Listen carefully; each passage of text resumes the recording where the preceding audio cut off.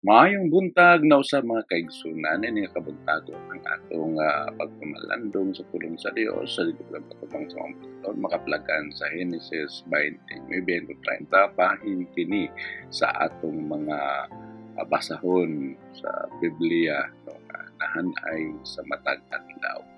Ang bersikulo nga atong hatang pagtagad, Genesis 29, versikulo 20, nagaganayon, usa si Jacob nag-alagad og 7 ka tuig alang kang Raquel, apan kini ingon lang og pipila ka adlaw tungod sa iyang gugma kaniya. Ang Genesis 29 ug 30 nagahisgot sa komplikado ug malisod nga panimalay ni Jacob, Leah ug Raquel. Kini nga mga kapitulo nagapakita sa mga tema sa gugma kasi na pagkama nantuson o pagkamatinud-anon sa Dios. Bisan pa sa mga kahuyang sa tao, ang Dios nagalihok sa iyang katuyuan na nagapakita sa iyang pagka-Dios o sa iyang pagkaputo sa grasya. Unang nga leksyon nga itong makatunan sa Genesis 29:1-30, ang Dios nagalihok taliwala sa imperfecto nga mga sitwasyon. Si Jacob nahigugma kang Raquel ug nag-alagad og 7 ka tuig alang kaniya, apan si Laban naglimbong kaniya ug gihatag si Leah imbis kang Raquel. Si Jacob nag-alagad pag-usap og 7 ka tuig alang kang Raquel nga nagapahimo sa tensyon taliwala sa managsuon. O sa kabutang atong mamalandungan din. Nang gugma ni Jacob kang Raquel, nagapakita sa iyang pagpailob o dedikasyon apan ang limbong nagapakita kung giunsa makagubot ang relasyon tungod sa kahuyang sa tao. Bisan pa sa mga kalisod, sa kahimtang salig lamang igsoon sa Dios. Nagalihok siya bisan pa sa dili mataro ng mga sitwasyon dalaygo ng Ginoo. Ikaduha makaplagan nato sa Genesis 29 versikulo 31 hangtod 35. Ang Dios nagaatiman sa mga gipanggutom o wala higugma. Sili ang wala pinalapi misalig sa Dios.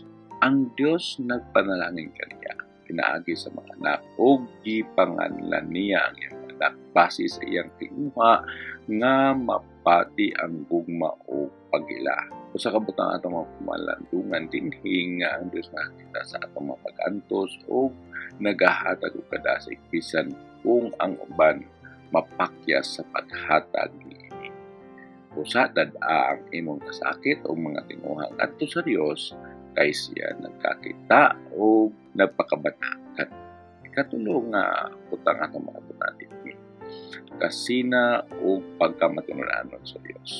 Diya sa Genesis 31 hangtod sa 24. Si Raquel o Leah nag-ilog sa gugma ni Jacob pinaagi sa pag-anak. Bisan pa ang pag-apil sa ilang mga ulipon. Bisan pa sa ilang panagpingkil ang Diyos nagapadayon sa pagtuman sa iyang saad na nagapanalangin sa ilang kaliwat o sa kaliwatan ni Jacob.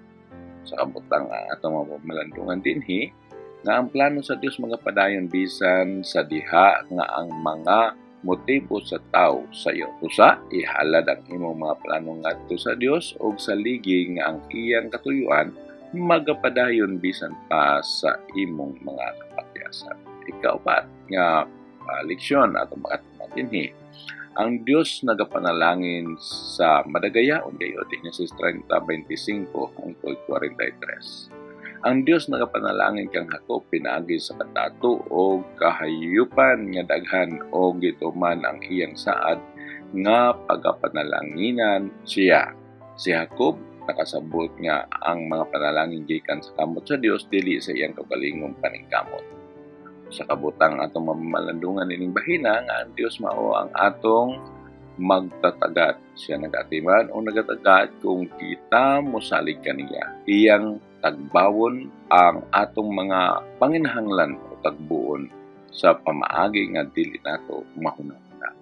Busa ilhon nato nga ang Dios mao ang tinubdan sa maong mga panalangin o pagkinabuhi uban sa pagpasalamat.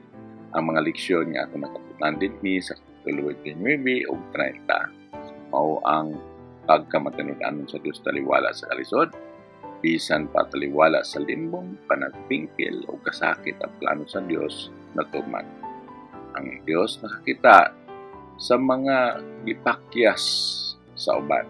Siya naghatag o kadasig o panalangin sa mga dili pinalabi. Pagka-Diyos sa atong Diyos, may katulo, bisan sa diha ang motibo sa tao sa iyo, ang plano sa Diyos magapadayon. Ikapat, pag-ila sa panalangin sa Diyos, siya mao ang naghatag sa mga panalangin dalaygon ang Ginoo. Usa pa malandunga ang usa ka kahimtang sa imong kinabuhi diin ang mga utang murag magubot o dili patas sa liging ang Dios nagalihok sa maong mga kahimtang. Mangita ang kanasig nga ang Dios nakakita o nagapakamaayo kanimo bisan pa sa panahon nga ang uban mapakyas sa pagpakabana.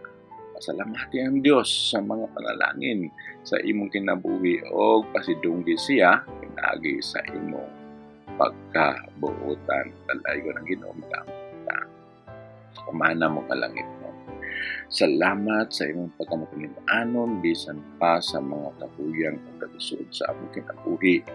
Tabangin kami nga mosalig sa imong pagka-Dios o makita ang imong kamot nga nagalihok sa akong kahimtang. Atagi ako kadasig kung ako gibati nga murag walay bili og tudloy ako kung mosalig kanimo bisip akong magtatagad.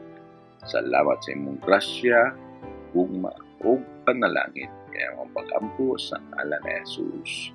Amen. Dalaygon ang Dios manggut sa tanan tuguting ang kining nga mga mensahe mahimong giya kanatong adlaw. Ang Dios mga